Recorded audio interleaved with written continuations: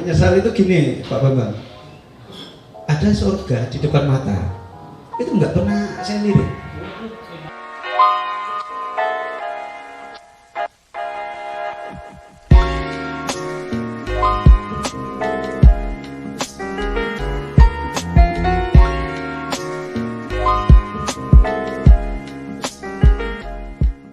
Kita akan mendengarkan cerita Mas Komar tentang kopi.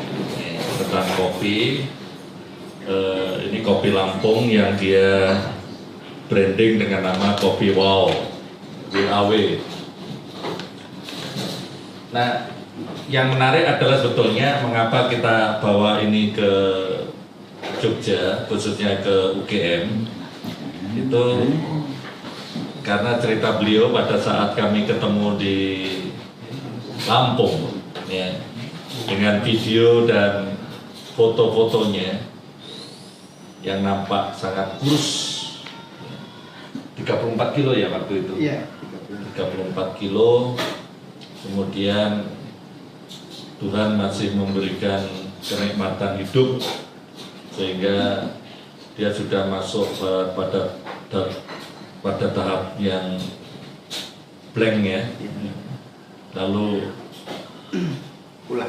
pulang karena belum diterima di sana ya.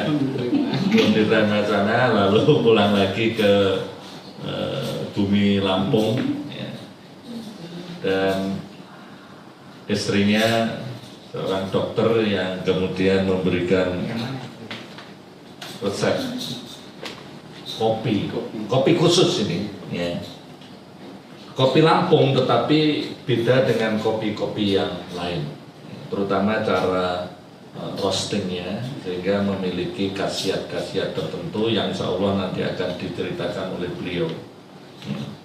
Nah, ada beberapa jenis yang dia bawa pada pagi ini. Nah, ini yang label kuning ini yang biasanya digunakan sehari-hari oleh kebanyakan orang untuk kesehatan.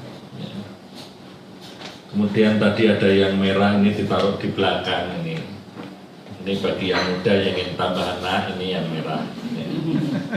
Bagi yang tua, merah nih Pak. Tambah anak. Ini Pak. Yang ingin tambah. Nah itu ya. Itu dirundingkan sendiri aja saya kira. Dengan yang di rumah Bapak. Ini yang merah. Ini untuk vitalitas. Nah nanti khasiatnya seperti apa? Tanya Mas Komar dan Bu Komar. Itu bisa menceritakan apa khasiatnya. Saya belum. Nanti saya akan beli ini. Tapi yang mana Pak? Yang disediakan. Oh itu yang kuning Pak. Yang kuning dulu Pak. Belum yang dicukukan Bapak Ibu sementara ini yang kuning. Sementara yang kuning. Tapi nanti kami sarankan juga menyimpan ini di rumah dengan jumlah yang cukup. Nah, nanti Mas Komar akan cerita dan juga akan berbagi dengan kita bagaimana cara menyeduhnya supaya mendapatkan khasiat yang terbaik. Demikian pengantar dari saya dan terima kasih Mas Komar telah jauh-jauh dari Bandar Lampung untuk berbagi tips maupun manfaat dari minum kopi, dan semoga ini bisa manfaat yang telah dirasakan Mas Komar itu bisa juga dirasakan oleh teman-teman yang ada di Jogja dan mungkin seluruh Indonesia, karena cabang yang telah dibuka itu cukup banyak ya. Jadi cukup banyak, dan beliau saya kira usaha kopi ini tidak untuk mencari keuntungan semata, keuntungannya kecil, tetapi dia berharap banyak bisa memberikan manfaat sosial dan kesehatan kepada masyarakat. Demikian Bapak Ibu, terima kasih. Assalamualaikum warahmatullahi wabarakatuh. Selamat pagi. Monggo Mas Komar. Dulu tahun 94 saya di sini. Geraha Sabah baru bangun itu. Dan saya kalau masuk ke sini takut Pak.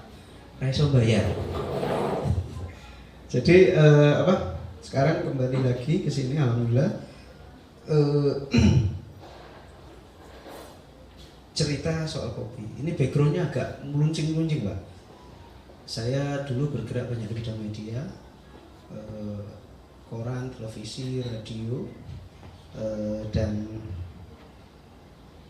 online. Sekarang beralih ke kopi. Bukan beralih sih sebenarnya, pilihannya di kopi sekarang, Pak. Dulu saya sakit dari 2009, diabetes, kancane liver, paru, jantung, dan sedikit ginjal. Jadi memang agak diborong. Jadi bobot saya dulu kayak Mas Mayong, gede. Saya dulu hampir 89-an. Jadi guduk kayak gitu. Dan saya merasa sehat. Padahal saya waktu itu udah ada yang ingatkan, Mas Komar hati-hati, badannya kegedean. Wah, ini sehat tuh, kegedean piye? Saya bukan perokok dan sangat anti rokok jadi di lingkungan kerja saya itu semua perokok, saya enggak ngerokok. Neng apa saya perokok pasif ini gini. Sing liyane, seingat saya anak kantor tuh enggak ada yang kena paru-paru ya Pak. Lah kok aku sing kena. Ini agak mumet ini. Makanya 2018 itu saya bikin peraturan kalau merokok di kantor tak pecat. Ora pakai anu. Tapi kalau di pinggir jalan di luar kantor boleh. Kalau di dalam enggak boleh. Nah, iki orang merokok tapi kena paru. Kan ciloko. Bapak-bapak, ibu-ibu, saya sakit yang paling parah itu 2018. Sehingga akhirnya saya harus banyak sekali di rumah sakit. Dan terakhir harus APS atas permintaan sendiri keluar. Atas permintaan sendiri Pak. Karena wis ora betah di rumah sakit itu. Kalau di rumah sakit itu psikologisnya terganggu. Sebentar kode biru. Kode biru itu Pak, ada yang meninggal. Jadi ini tambah gila saya. Akhirnya pulang. Dan jujur saya ini paling tidak mendengar omongan istri. Nah, itu paling tidak dengar saya. Dan saya juga bukan pengopi. Beliau pengopi, saya bukan. Nah, 2018 bulan 3 saya disuguhi kopi. Neng karena sudah terpaksa, ya wes tak minum. Padahal rasanya nggak karuan-karuan itu. Sebulan setelah itu saya cek up rutin dan semua indikator membaik. Livernya itu udah parah sekali, bahkan kalau dokter kalau nyentuh saya itu pakai koyo wedi-wedi ya. Dalam sebulan itu di bawah normal. Saya juga bingung kenapa. Akhirnya saya tanya kok aku kini buat apa? Pertanyaan saya gitu, aku kini buat apa? Udah menangnya. Pokoknya ngopi terus saya. Terakhir mulai cerita dia bulan kedua. Setelah saya minum dia cerita baru. Kenapa nggak dari dulu saya bilang? Ngene iki gampang urusan ini kan.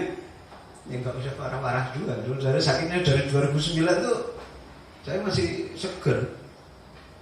Kok yora diwain. Tapi saya baru ingat kalau saya itu nggak pernah dengar omongan dia. Jadi nggak saya rekam omongannya. Setelah saya paham bahwa ternyata via kopi ini banyak sekali manfaatnya, akhirnya saya belajar betul tentang kopi. Dan kenapa saya harus belajar Pak? Kalau kopi pada umumnya, saya yakin orang nggak bisa minum. Termasuk saya karena saya itu bisa minum karena terpaksa. Gak enak ini permintaan terakhir nyonya, jadi saya ikuti. Saya juga nggak tahu kapan bisa ketemu lagi. Saya pikirkan begitu, wes ada game. Akhirnya di sekolah itu saya betul pelajari bagaimana membuat taste-nya ini jadi generik. Taste kopi kita itu generik. Mohon maaf kalau saya sebut ada merek ayam itu, anak-anak sampai nenek-nenek bisa minum. Nah, kopi pada umumnya sekarang ini kita lihat itu taste-nya ayam geprek. Kalau orang nggak senang pedes banget, nggak bisa makan. Jadi ayam geprek itu kan kalau orang yang nggak suka pedas dijauh-jauhin, padahal enak. Sama dengan kopi Pak. Jadi ternyata baru yang senang kopi nikmat itu hanya 3% dari populasi, Pak. Jadi 97%-nya itu nggak senang kopi. Nah, kita mencoba, akhirnya saya bilang ke istri saya bernazar menyebarluaskan semangat ngopi yang baik dengan kopi yang baik. Tapi kalau gayanya kayak dulu nggak bakal bisa. Nah, sekarang setelah sekolah itu kita sempurnakan taste-nya, dia generik, bisa diminum. Nah, kenapa begitu? Ternyata kopi itu manfaatnya optimal sekali jika tanpa gula. Nah, kalau pakai gula, dia jadi babak belur. Itu yang selama ini kita nikmati. Mas Omar, aku ngombe kopi kok ya tetep kena diabetes. Minumnya pakai apa? Pakai gula. Ya wes, jenenge minum gula, minum kopi. Nah, sekarang kita minum kopi. Kopi ini, kopi Robusta, genrenya pahit dan agak pahit seharusnya. Nah, kita create taste-nya itu. Kemarin di sini suka baristanya nyok kecil. Ini Arabica apa ini? Aduh, saya bilang berarti saya sukses jadi roaster. Memanipulasi taste sehingga bisa. Ini kita roasting benar-benar agak unik karena kami ngeroastnya itu selama ini roasting itu ada light, medium, dark. Ini kebetulan kita bisa ngeroast di bawah light. Yang buat sebagian roaster agak susah. Jadi karena itu grindernya kenapa kita tidak kasih yang seperti yang di depan punya Yusi, itu babak belur grindernya. Kasihan grindernya, kelarangan grindernya. Untuk biji kopi kita nggak kuat. Nah, jadi kita siapkan mesin khusus. Mesinnya dia harus horizontal modelnya, tidak seperti grinder pada umumnya yang pakai potong mesin pemotong. Nah, kalau mesin pemotong dia nggak kuat kopi kita ini, mejen, Pak. Nah, karena roastingannya khusus, dia masih seperti tumbuhan. Nanti bapak-bapak bisa coba setelah habis, nanti bisa di mama ampasnya. Mungkin selama ini kalau kopi lain pada umumnya agak sulit ya memamahnya, ini insya Allah bisa. Karena itu selanjutnya mamah terus ya. Jadi bapak-bapak, ibu-ibu, kenapa ini kok untuk diabetes asik? Kopi kita ini selalu kita anjurkan mengkonsumsinya setelah makan, karena ada kemampuan menahan lapar. Untuk diabetes ini kan penyakitnya yang terberat adalah tidak mampu menahan lapar. Nah, dengan kopi ini nanti nafsu makan itu agak hilang dikit, tapi dia rutinitas akan tinggi. Karena itu kalau minum kopi ini kita anjurkan sekali pagi, siang, sore, jam 7 lah. Jam 7, jam 8, habis itu tidak boleh makan, tidak boleh ngemil. Kalau lapar minum air putih saja.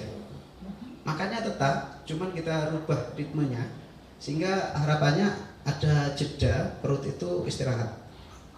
Nah, di treatment kita sangat anjurkan nanti setelah 2 hari minum, sebelumnya dicek gula darahnya, nanti tiap pagi cek aja terus, nanti kelihatan progresnya seperti apa. Karena itu kita sangat meminta sekali Bapak Ibu tetap ada indikator medik untuk melihat progres perkembangannya. Ada pertanyaan lagi, Mas Komar, ono pantangan ora? Hidup ini udah dipantang-pantang, makan ya dipantang-pantang, ya ora mumet ndak sih kan? Nggak ada pantangan tapi tahu diri aja. Tahu dirinya begini, harus tahu mana makanan yang berpotensi memicu diabetes kelas dewa. Tadi Pak Bambang. Yang Prof yang ini Bambang. Oh, Bambang. Jadi dia belum memperlukan saya. Jadi ada persoalan di makan buah. Makan buah itu jadi baik, tapi kalau kelebihan berbahaya sekali. Contoh buah mangga. Mangga itu saya perhatikan dan saya tanya, selalu kalau nggak 1 piring habis nggak puas. Itu rata-rata. Dan saya dulu juga begitu. Sekilo iso entek. Kupas enak. Goreng juga. Oh, durian. Durian itu aslinya enggak apa-apa, Pak. Neng kudu tahu diri juga itu tadi. Ilmunya neng tahu diri aja, Pak. Tapi kalau bisa konsumsi sebelum makan, Pak. Oh, makan. Iya, sebelum makan. Jangan sesudah makan, Pak. Durian. Sakjane sebanyak-banyaknya enggak mabuk. Asal sebelum makan. Nanti dicoba aja, tapi siapin para medis. Kalau ternyata berbeda, tapi insya Allah enggak. Asal jangan makan dulu ya, Pak. Jadi bangun tidur, jangan nyentuh apapun, makan durian. Rasain, enak, banyak gak apa-apa. Saya juga aneh, nggak ngerti itu. Tapi kalau tahu rahasianya jadi enak, Pak. Nah, malam-malam nggak cocok masuk malam. Jangan, Pak. Kalau bisa malam. Seringnya jalan malam-malam pinggir jalan. Ya, ini kita harus rubah pola ini, Pak. Ini agak merubah pola sedikit. Karena memang sebenarnya diabetes tipe 2 itu muncul kan karena pola, Pak. Ini pola hidup yang babak belur ini, Pak. Kita ini gini, selalu merasa, saya dulu juga merasa sibuk dan hanya punya waktu habis maghrib ke atas. Padahal sebenarnya setelah subuh itu waktunya banyak. Yang kita suka polakan itu setelah maghrib ke atas. 2018 pertama kali kita buka warkop itu yang datang rata-rata 40 ke atas. 2019 SMP wis kena diabetes. Jadi tipe 2. Ini celaka bener, Pak. Ini jadi makanya ya nggak tahu lah ini apa jalannya sana ya. Jadi saya matur sama Gusti Allah tuh, kalau saya sembuh saya mau berbuat baik. Tapi saya nggak tahu kalau pihak kopi, Pak. Begitu tahu lewat kopi ini ya wis tak sebar luas saja soal kopi. Dan ini simpel sekali penanganannya, nggak perlu repot. Ada teman tamu kita dari IPB, beliau doktor marketing di IPB, ada temannya stroke. Dia tanya ke saya, Pak Komar, stroke bisa nggak? Orang ngerti ya, orang tahu, Pak. Tapi kalau diabetes, liver, paru, jantung, ginjal itu yang saya tahu tak jelasin. Nongkrong sedino ayo cerita. Dan kita kasih tahu solusi. Tapi kalau stroke, aku belum tahu, Pak. Jadi gimana? Cobain aja. Sembuh, alhamdulillah. Nggak sembuh, iso ngopi. Nah, gitu. Alhamdulillah sembuh, Pak. Mulai dari dia hanya tertidur saja, sekarang udah bisa timik-timik, Pak. Udah bisa jalan. Sebenarnya saya yakin bisa, Pak. Cuma nanti jadi sombong. Karena penyakitku ya berat. Itu bisa simpel sekali. Karena yang saya pahami dengan kopi ini, Pak, imun itu meningkat. Meningkatnya kenapa? Begini, kita ini ada satu hal yang bersoal, Pak. Ini sama bubuk, Pak. Bubuknya tuh nggak pernah tanak, nggak pernah pulas. Pikiran terus. Nah, dengan kopi ini rileks. Setelah rileks, tidurnya tuh angker. Tidur angker itu, Pak, yang saya tanya beberapa teman-teman, itulah yang luar biasa. Nah, jadi simple. Jadi kopinya bukan obat, tetapi menstimulan tubuh untuk mengobati diri sendiri dengan memberikan hal-hal yang dibutuhkan oleh tubuh. Salah satunya tidur yang berkualitas. Tapi kalau kita kan mengenalnya justru kopinya ngatur.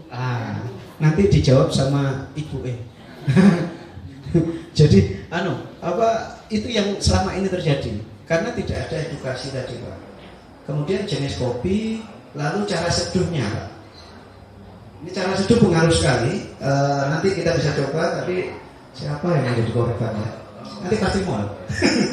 Jadi nanti kita gunakan lain. Nanti dia pasti mau.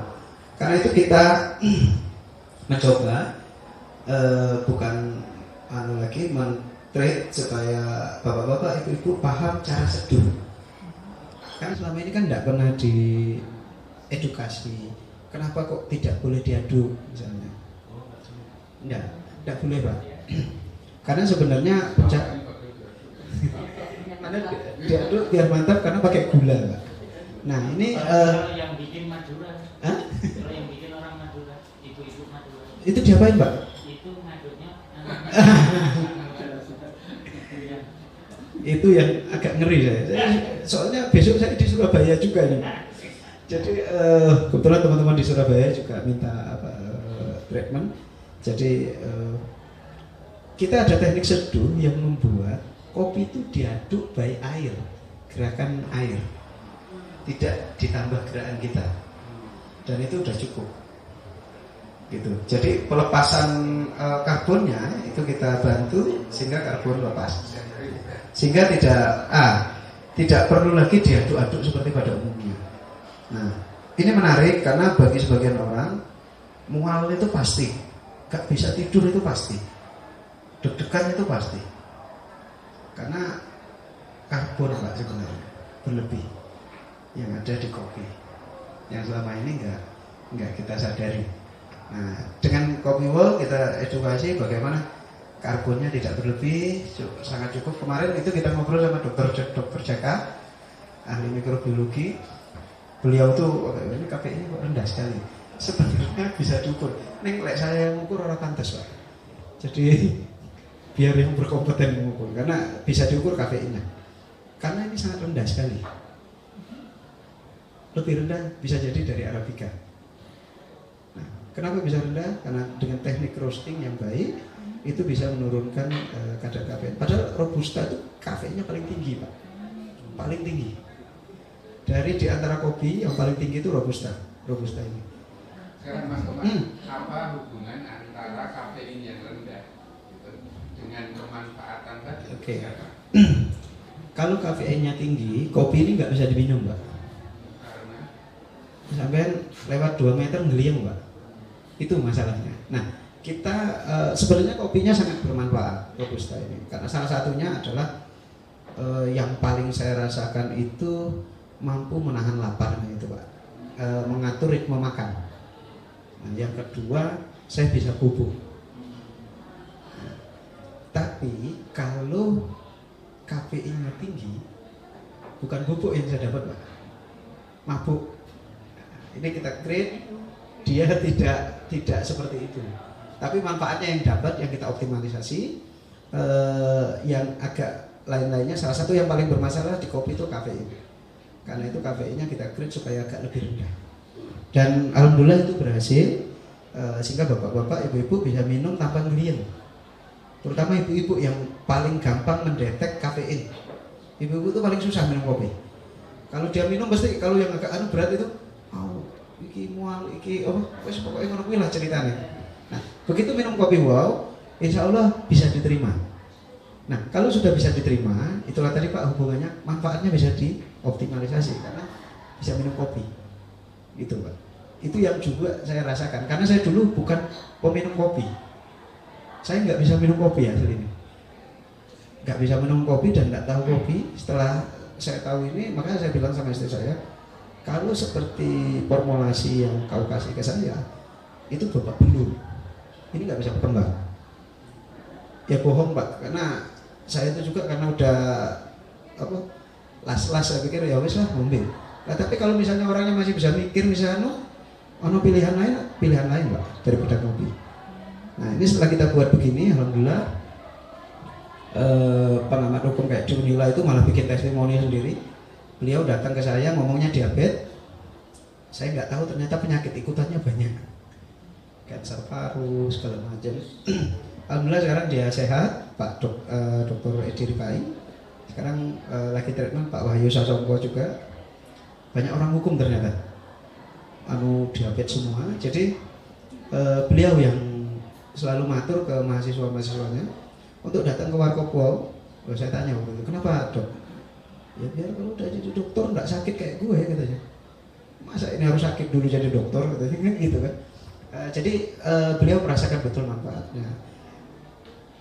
Kemarin saya dapat masukan dari franchise kita yang Palembang. Pak Komar, ini kalau untuk virus corona gimana? Saya bilang, kan dia berbasis paru-paru juga. Saya juga parah paru-parunya kan 100% sini kolaps, sebelah sini 325. Saya bilang, saya tuh paru-parunya udah kena bakteri, virus, juga karena imun rendah. Nah kalau corona itu kan nggak nyerang cuma imun tok. Sebenarnya sangat simpel. Lek arep ngomong corona ya selesai karo kopi ya rampung urusannya sebenarnya. Cuma nggak bisa begitu juga.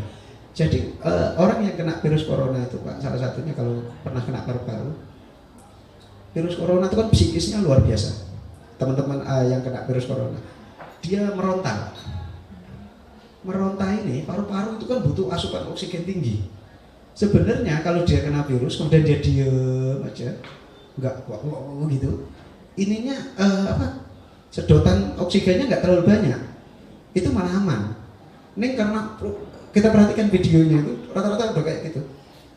Akibatnya saya sudah merasakan pada saat saya paru-paru itu Pak, paling berat tuh di sini Pak, paling berat. Sering saya matur jangan sampai gula darah tinggi kena paru-paru. Nangis Bombay.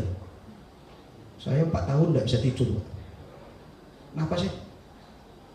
Ya udah saya nggak enak kali. Saya kebayang orang kena virus corona itu, dia panik. Sebenarnya, nah ini mungkin nanti bisa juga dia Mas.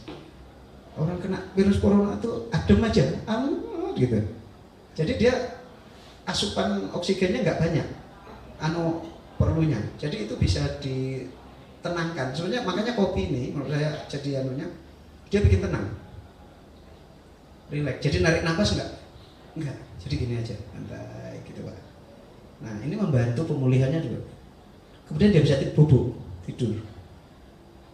Jadi teman yang di Palembang itu, Pak Umar, tak promo, iki iso nggo corona, wis karepmu. Yang penting nggo aku sih ngomong. Karena dia pintar sekali, sudah bisa ngitung sebenarnya. Kita sangat parah, kemudian banyak tamu kita, rata-rata banyak yang CA paru, alhamdulillah bisa terkendali, bisa komen sembuh. Dan beliau melakukan pemeriksaan, betul-betul pemeriksaan dan menyatakan sembuh. Jadi sebenarnya nggak sengaja lagi nih Pak, ceritanya nggak sengaja lagi, niat ingsunnya begini, taunya banyak yang bisa disehatkan. Nah perlu bapak-bapak ibu ketahui, kami membeli kopi wow ini bahan bakunya minimal 2 kali lipat dari harga normal. Jadi warkop wow itu tidak membeli bahan baku murah. Saya tidak mau sekali. Saya matur ke beberapa petani dan pengepul, jika kami nanti tembus 1 ton per hari, maka harga belinya kami naikkan lagi. Tetapi tentu dengan spek kami. Spek kami itu, jadi kalau kopi ekspor, di spek kami itu kami sortir ulang. Kopi ekspor kita sortir ulang. Kebayang kualitas kopi wow-nya itu. Pernah kita dikirimi 1 ton kopi ekspor, yang kita pakai hanya 40 kilo. 950 kilo saya pulangin. Karena memang saya tidak ingin kompromi yang di situ. Kalau bahan baku bagus, roasting bagus, insya Allah manfaatnya seduhnya paham, manfaatnya optimal sekali. Dan ini penyakit berbasis metabolis, simpel banget. Jamur, ada ibu-ibu ngomong serpik. Aku bilang Bu, aku orang pengalaman serpik Bu, orang ngerti ya Bu. Monggo aja dicoba, alhamdulillah sehat, sembuh. Dan ada yang mohon maaf keputihan atau apa. Sama juga saya jawabannya simpel Pak. Kalau penyakit yang di luar penyakit yang saya alami, saya tidak bisa cerita. Saya bilang cobain aja, nanti ibu yang cerita ya ke yang lainnya. Artinya sebenarnya enak baik kopi ini Pak. Simple. Kalau kita dulu mungkin bapak-bapak pernah dulu ada luka yang apa? Luka kan diobati pakai kopi saja perban langsung beres. Bayangkan sebegitunya saja udah beres kopi itu. Cuman karena kita udah lupa, jadi nggak melihat kopi ini sebagai manfaatnya. Itu. Iya. Jadi rata-rata kopi sekarang di-grade itu karena taste, bukan manfaat. Jadi akibatnya adalah selalu bicaranya taste, kemudian dicampur. Nah Nah, yang kedua, nah gimana Pak? Mas Komar, kalau ini misalnya dikerucutkan gitu ya. Oke. Pertama yang sangat membuat bermanfaat ini kafein yang rendah. Kalau pakai standar berapa, serendah apa, sementara kalau rata-rata kopi itu berapa? Gini Pak, rendahnya tadi saya patokannya bisa diminum Pak.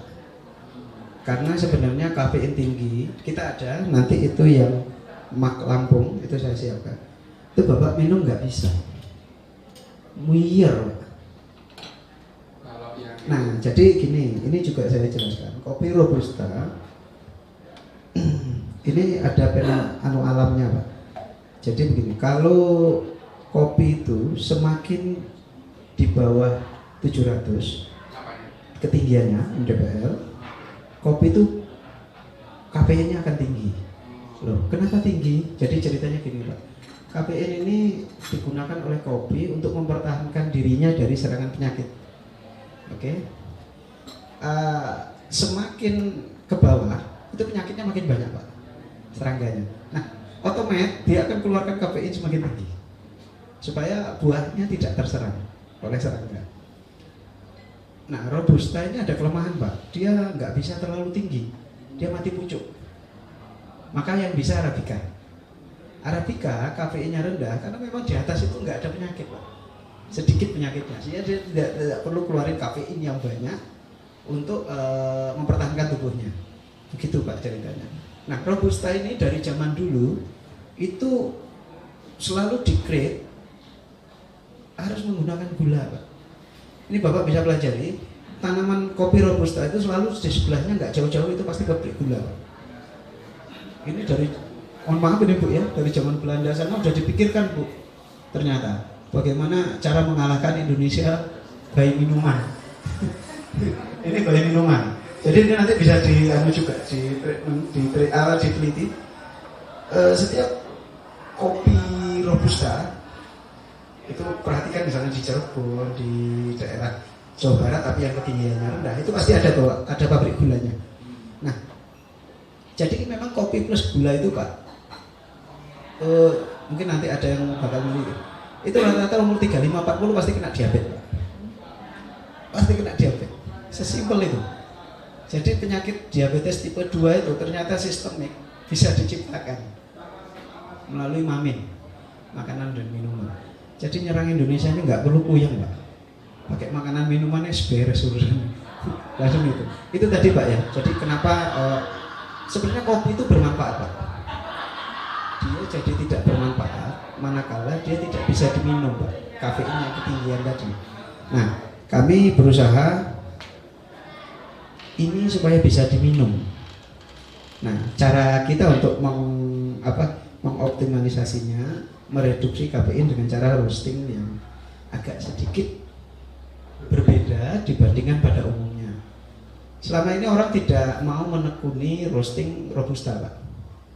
Hampir boleh dicari, bahkan saya sebut salah satu warung apa itu bla bla bla, bahkan mendeklar 100% Arabica. Robusta tidak pernah dipikirkan Pak.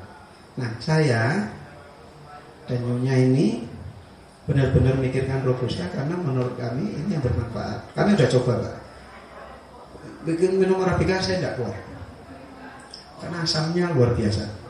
Nah, makanya bagian orang aslinya nggak kuat minum kopi itu sebenarnya salah satunya kan di situ, karena memang agak kesulitan karena genrenya Pak itu wis kokonone. Kalau Arabica dia pasti agak asam.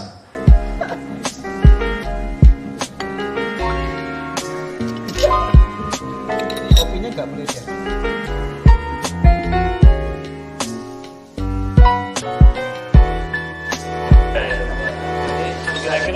Kira-kira berapa? Ini.